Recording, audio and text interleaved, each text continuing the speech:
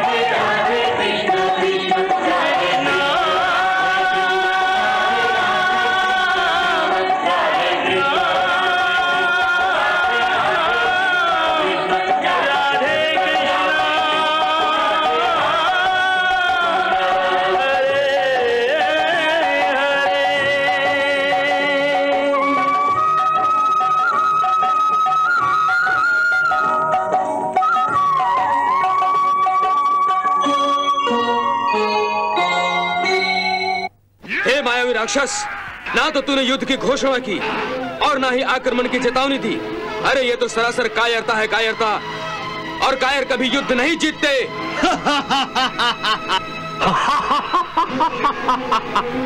दाऊ भैया, शंबरासुर और मायासुर को युद्ध की नीति सिखाने की कोई आवश्यकता नहीं है। इससे कोई लाभ नहीं होगा। अनीति से राज्य करना और अनीति से युद्ध करना, यही इन मायावी पिता और पुत्र की नीति है। शंबरासुर, अपने इस मायावी पुत्र को लेकर तुम अपनी नगरी लौट जाओ, वरना मेरे क्रोध की आग में इस पुत्र के साथ जलकर तुम भी राख हो जाओगे।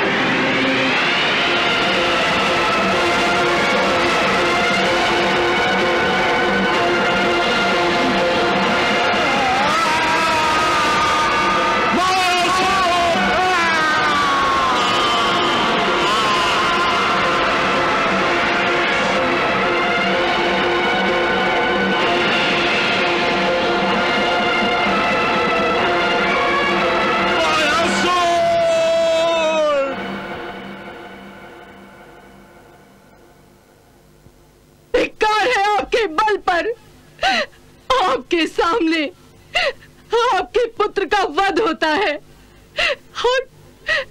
और आप उसकी रक्षा भी नहीं कर सके। कैसे कैसे पिता है आप?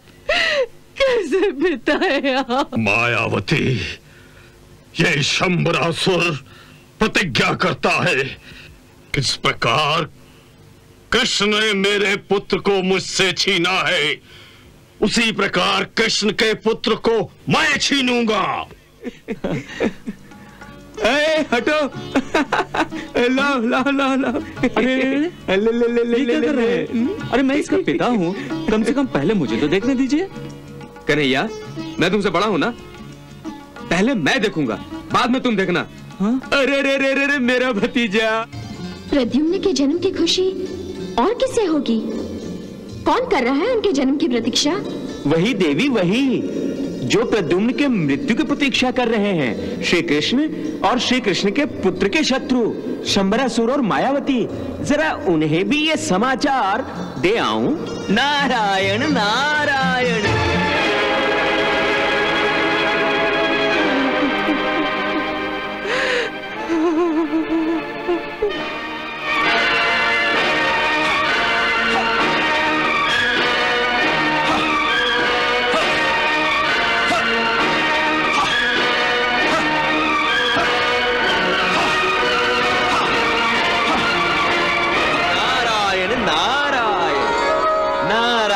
नारायण। हाँ? हाँ।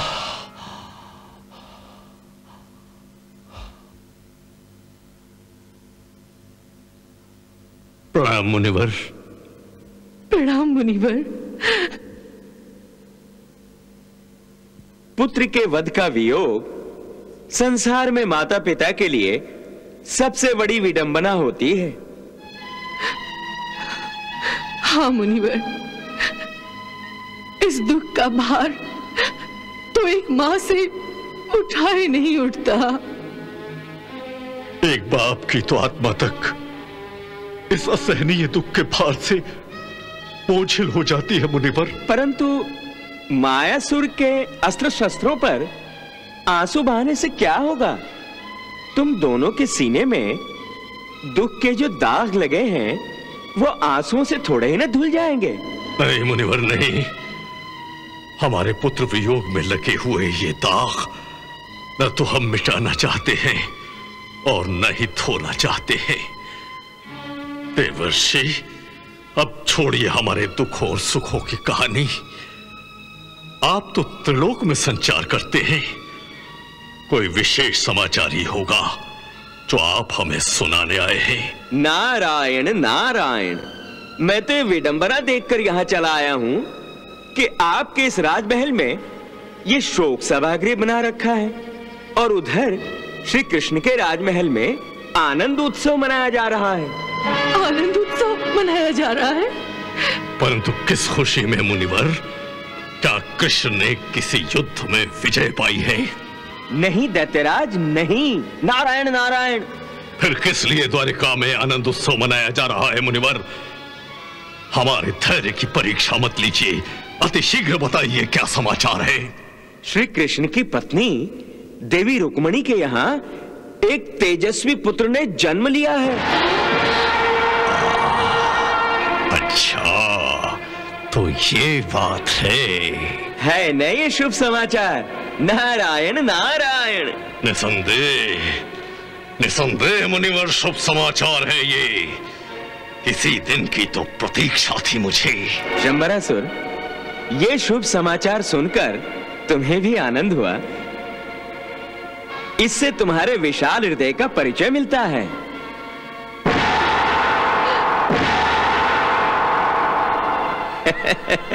अच्छा, अब मैं चलता हूं।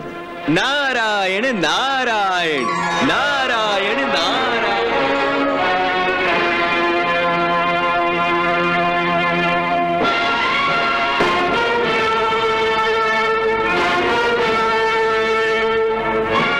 इसी दिन की प्रतीक्षा में तो मेरी तलवार को संग लग गया था,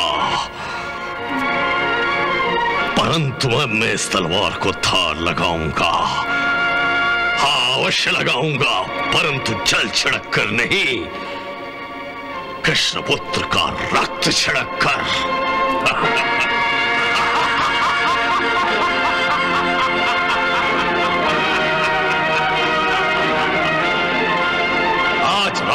ही कृष्ण पुत्र का वध करूंगा। ये बाल वध आज रात ही हो जाना चाहिए। नहीं नाथ, इतनी जल्दी ना करें। परंतु क्यों मायावती, हम इसी दिन की तो प्रतीक्षा कर रहे थे, फिर इस शुभ कार्य में विलंब क्यों? क्यों? इसलिए कि जैसे जैसे समय बीतेगा नवजात बालक के लिए कृष्ण और रुक्मणी की अपने पुत्र के प्रति स्नेह भावना बढ़ेगी, तो उसके वियोग में उनका शोक भी उतना ही कठिन होगा। इसलिए कुछ दिन और धैर्य रखिए नाथ। कृष्ण और रुक्मणी को अपने पुत्र के भविष्य के सपने तो सजाने दो, शत्रुपुत्र का नाम तो रख लेने दो उन्हें।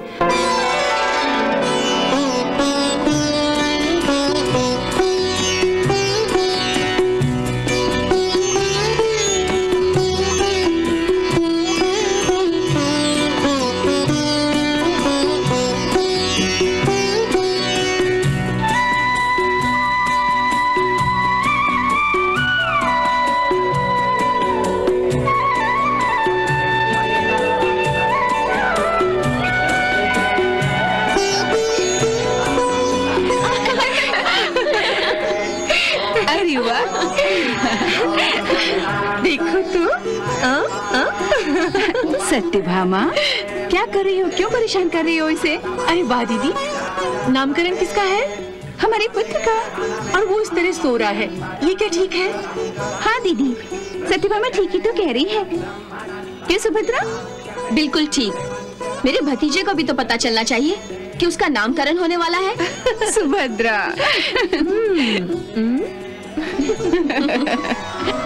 नारायण नारायण।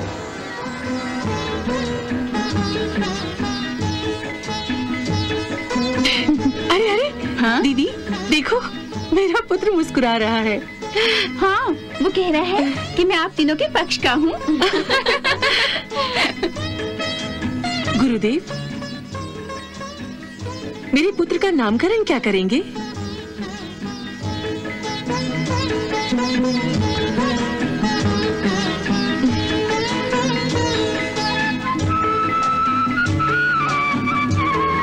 अरे सत्यभामा, तुम अभी से इतनी उतावली क्यों हो रही हो?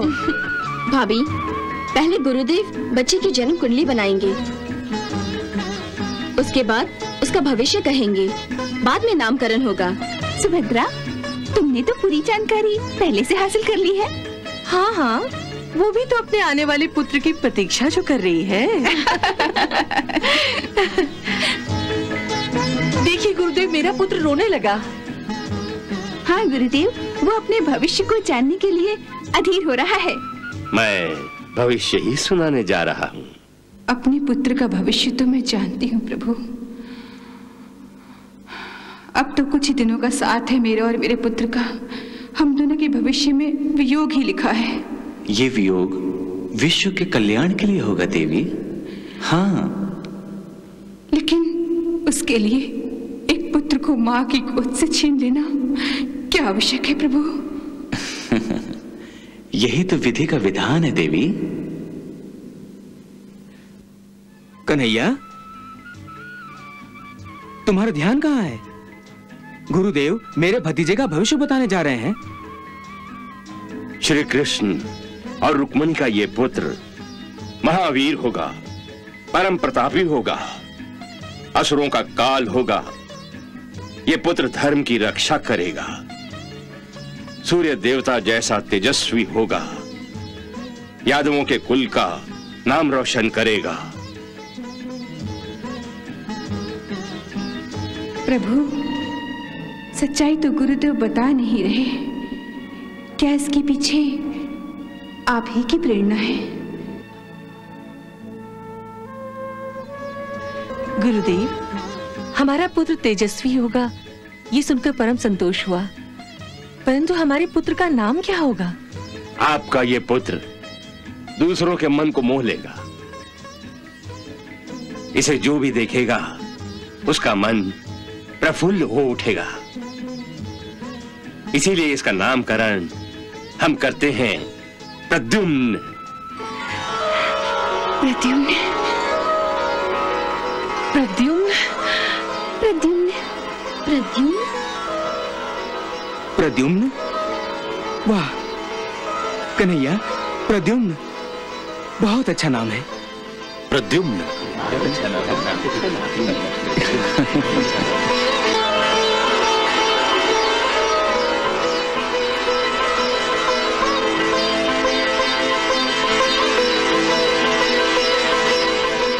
गुरुदेव, ईश्वर करे कि शंख की ध्वनि के साथ ही प्रद्युम्न का नाम भी तीनों लोकों में गूंज उठे, जिससे इसके शत्रुओं की नींद ही उड़ जाए।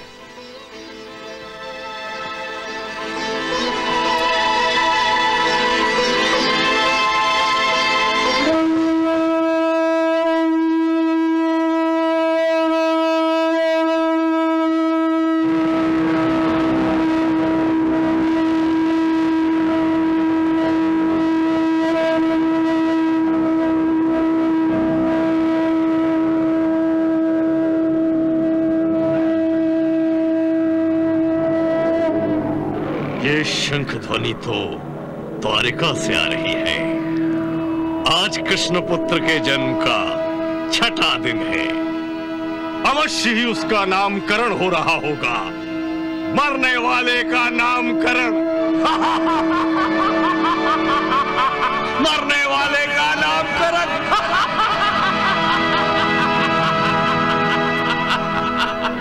उठो मायावती, उठो।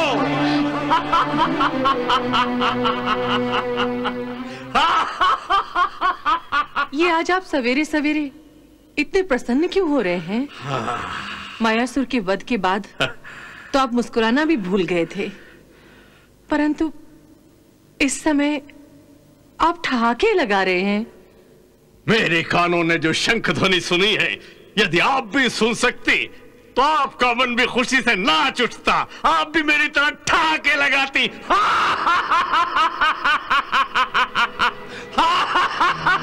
जब तक मायासुर की हत्या का बदला पूरा नहीं होता, संसार की कोई खुशी मेरे लिए नहीं है। मैं तो उस दिन खुशी से नाचूंगी जिस दिन कृष्ण और रुक्मणी अपने पुत्र के वियोग में जल बिन मछली की भांति तड़पेंगे। तड़पेंगे, अवश्य तड़पेंगे।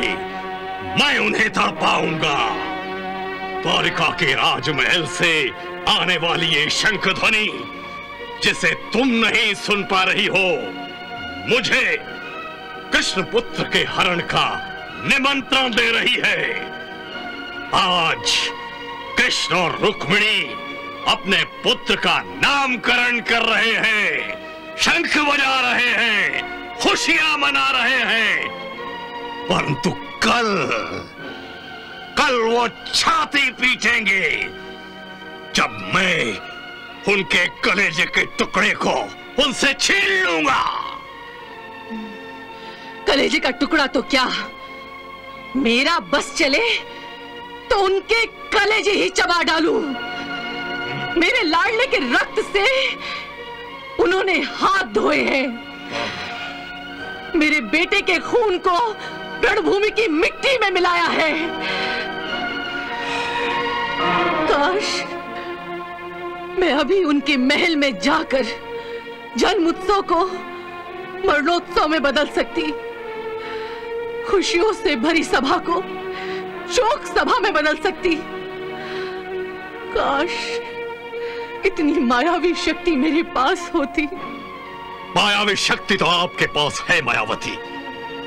भूल गई मायावी राक्षस को जो हमारा दास है।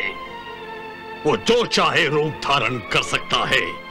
यदि छुपना चाहे तो अंधेरे में अंधेरा और उजाले में उजाला बन सकता है। इच्छाधारी राक्षस है वो। तो उस मायावी राक्षस को अति शीघ्र प्रकट कीजिए नाथ। आपकी आज्ञा से आज मैं उसे आदेश दूंगी कि द्वारका के राजमहल में जाकर किस तरह द्वारका के भविष्य की नींव को उखाड़ लाना है। हे मायावी राक्षस, अतिशीघ्र प्रकट हो, प्रकट हो, प्रकट हो, प्रकट हो, प्रकट हो।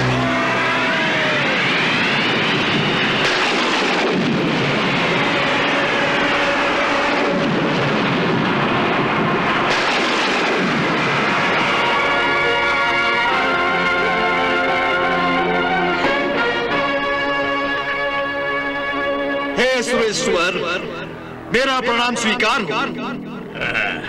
तुम आ गए मायावी। हाँ सुरेश्वर, आपने मुझे क्यों स्मरण किया है? क्या पाताल में भूचाल लाना है? क्या पृथ्वी लोक को पाताल पर दे मारना है? क्या फिर इंद्र लोक के सिंहासन से इंद्र को अपनी मुट्ठी में दबोच लाना है? नहीं मायावी, नहीं, तुम्हें ये सब नहीं करना है। ये तो बहुत बड़ा काम है। तुम्हें तो एक छोटा सा काम करना है। छोटा सा काम? हाँ, इस बार तुम्हें केवल एक नवजात शिशु का हरण करना है। केवल एक नवजात शिशु का हरण? हाँ। आप केवल एक असहाय बालक को उठा लाने की बात कह रहे हैं। ये काम तो आपका एक साधारण दास भी बड़े सहज ढंग से कर सकता है। नहीं, इस तुच्छ काम के लिए मायावी शक्तियों की कोई आवश्यकता नहीं है। नहीं, यदि मैं ये काम करूंगा तो मेरी अपार मायावी शक्तियों का अपमान होगा सुरेश्वर। अपमान नहीं होगा मायावी, बल्कि हमारी नजरों में तुम्हारा मान बढ़ेगा। इसलिए कि तुम जिस बालक को उठा लाओगे वो कोई साधारण बालक नहीं है, द्वारिकाधीश श्री कृष्ण का पुत्र है। कृष्ण ने हमारा पुत्र छीना है, हम उसका पुत्र छीनना चाहते हैं। तुम इस कार्य को तुच्छ न समझो मायावी, इसलिए कि स्वयं कृष्ण भी मायावी शक्तियों में निपुण है, तथा उसका राजमहल किसी दुर्ग से कम नहीं है। हाँ, तुम रूप बदल कर वहां जा सकते हो और वहां से वापस आ सकते हो, परंतु कृष्ण पुत्र को लेकर वहां से निकल आना बहुत कठिन है। हाँ, इसलिए तुम सावधानी से काम लेना। हाँ, यदि ऐसी बात है तो आप दोनों चिंता ना करें। देखिए मैं किस तरह कृष्ण की आंखों में धूल झोंकता हूं और रुक्मिणी की आंखों से काजल चुरा लाता हूं। प्रणाम। यशस्वी भव मायावी। जाओ मायावी, जाओ।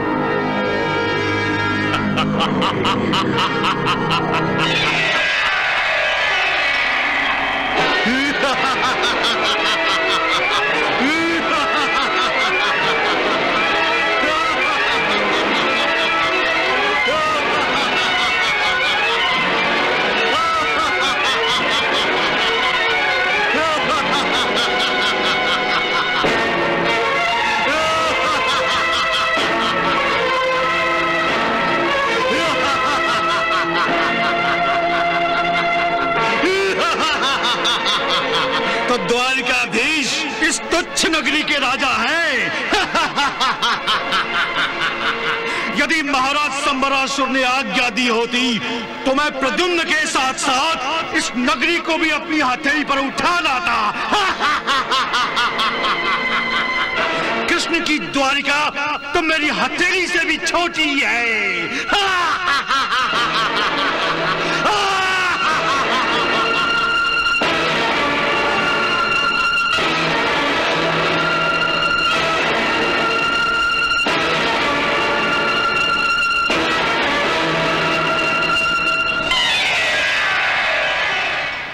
मुनिवर, मायावी की हंसी से मुझे बहुत डर लग रहा है।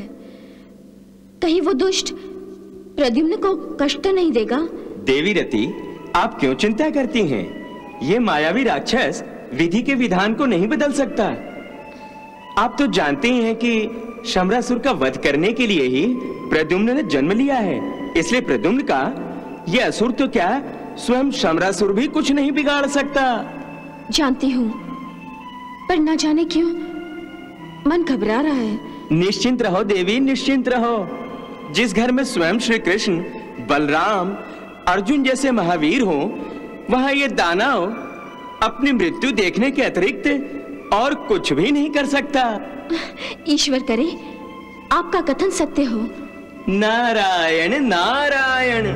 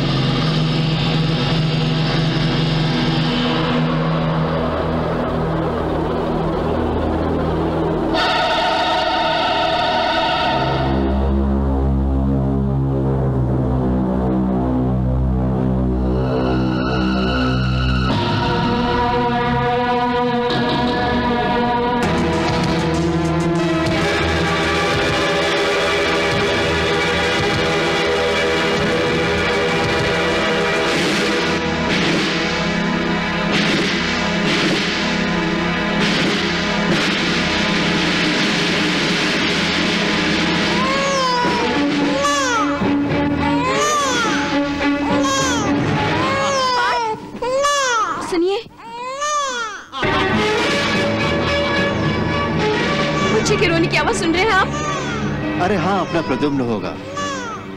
भूख लगी होगी, दूध मांग रहा होगा रुक्मिणी भाभी से। नहीं, ये आवाज रुक्मिणी भाभी के कक्ष से नहीं आ रही है।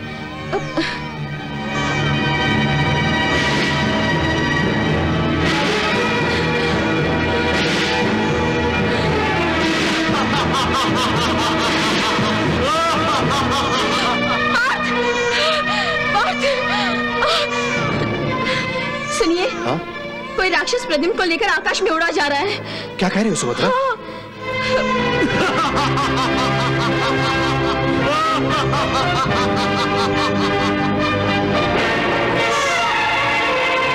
भैया, भैया, भाभी, भैया उठो, कोई राक्षस प्रद्युम्न को लेकर उड़ा जा रहा है। भाभी, भैया उठो, राक्षस प्रद्युम्न को लेकर उड़ा जा रहा है। अब मैं द्वारकाधीश की पहुंच से दूर हूँ, अब मुझे कोई नहीं पकड़ सकता।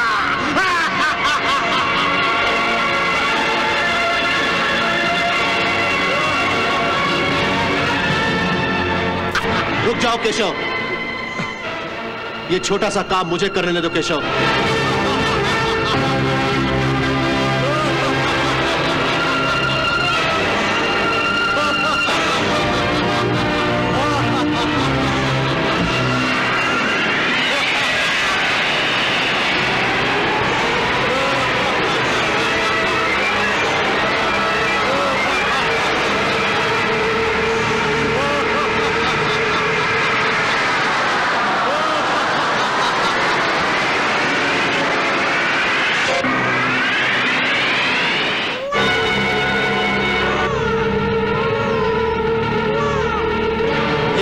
राक्षस, मैं तुझे चेतावनी देता हूं कि प्रद्युम्न को छोड़ दो, वरना मैं क्षण भर में ही तुझे परलोक पहुंचा दूंगा।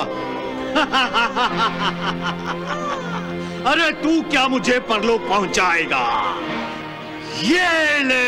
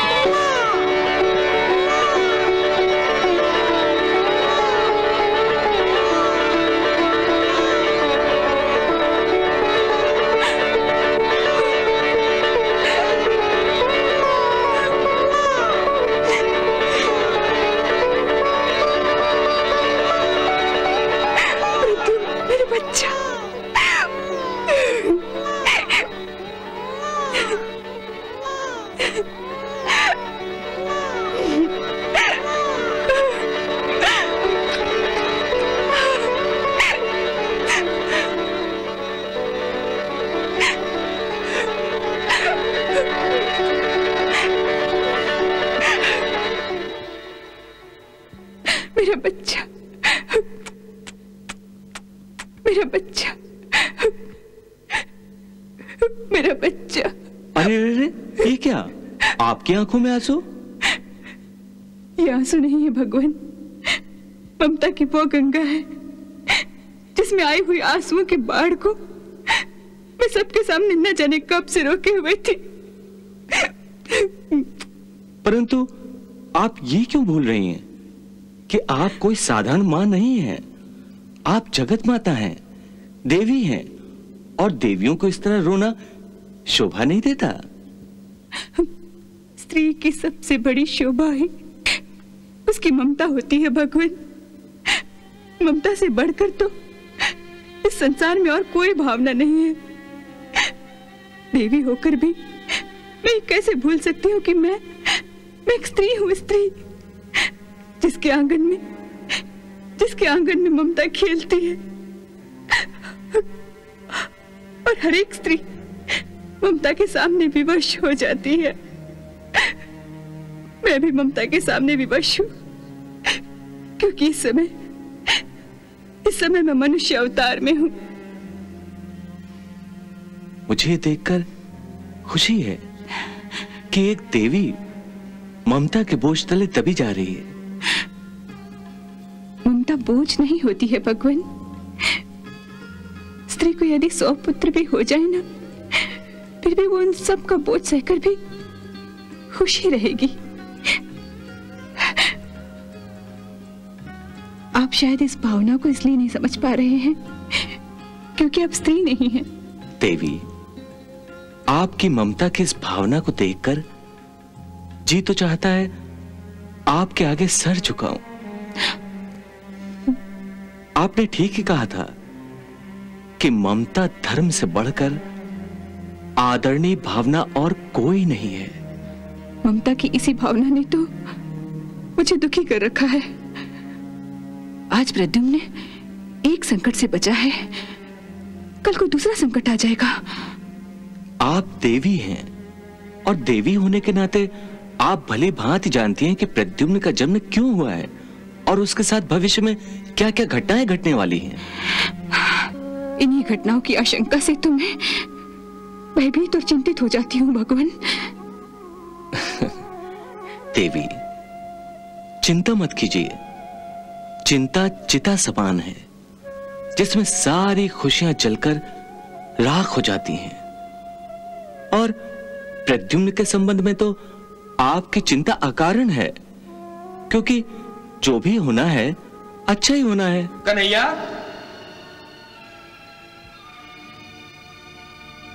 कन्हैया, ये सब क्या हो रहा है? दाऊ भैया, आप आखिर ये सब हुआ कैसे?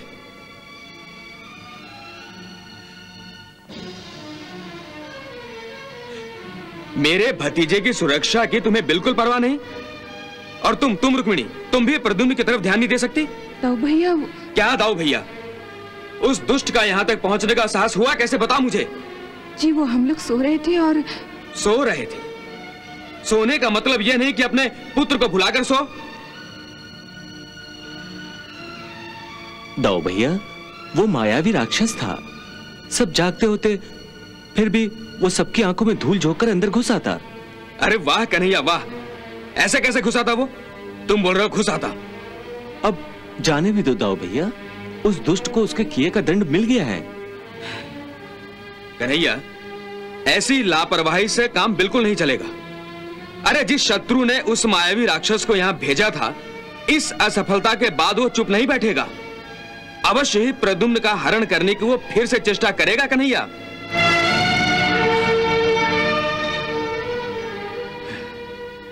आप लोग भले ही सो जाइए, लेकिन मैं अपनी आंखें बंद नहीं रखूंगा। अब अपने भतीजे की सुरक्षा के लिए मुझे ही कुछ करना होगा। असंभव, असंभव, यह कभी नहीं हो सकता। गुप्तचर, तुम्हें अवश्य कोई भ्रम हुआ है।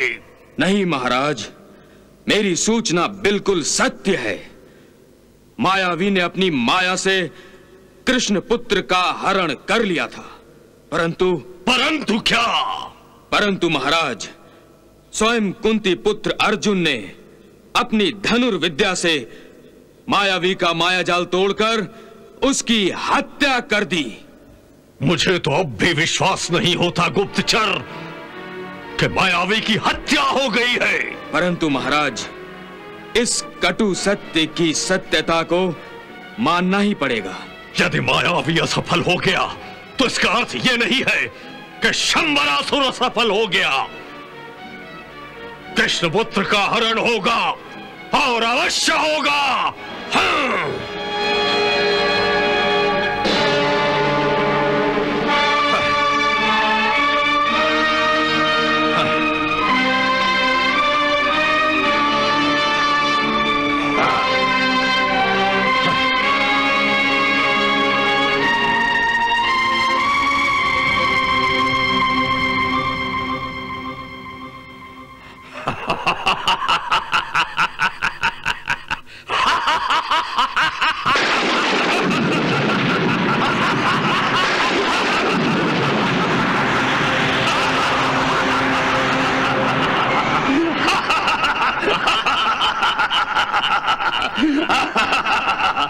महाराज शंबरासुर की जय हो।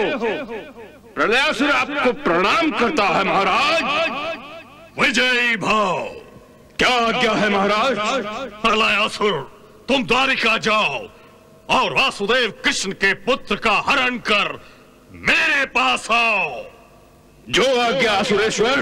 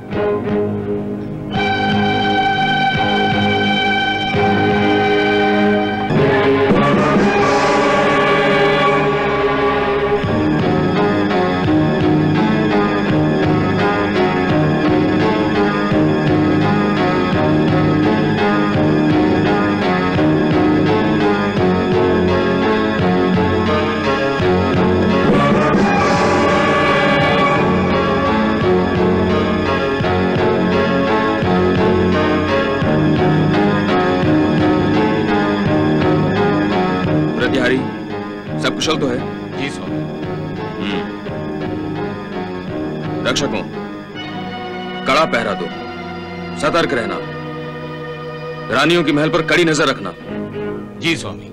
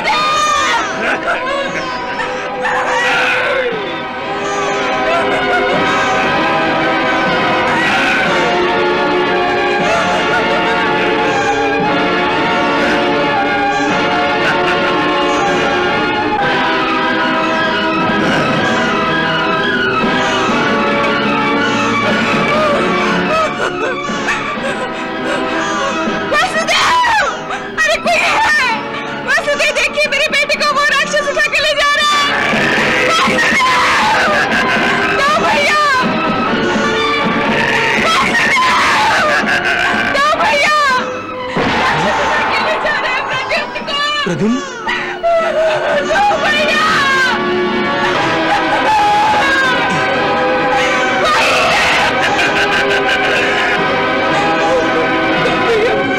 अरे कोई है यहाँ पे? कोई है? सत्यभामा, जामवंती, कोई है? मेरा बच्चा। क्या हुआ? क्या हुआ? वो राक्षस प्रद्युम्न को उठा कर ले जा रहा है। अरे हमारा बच्चा।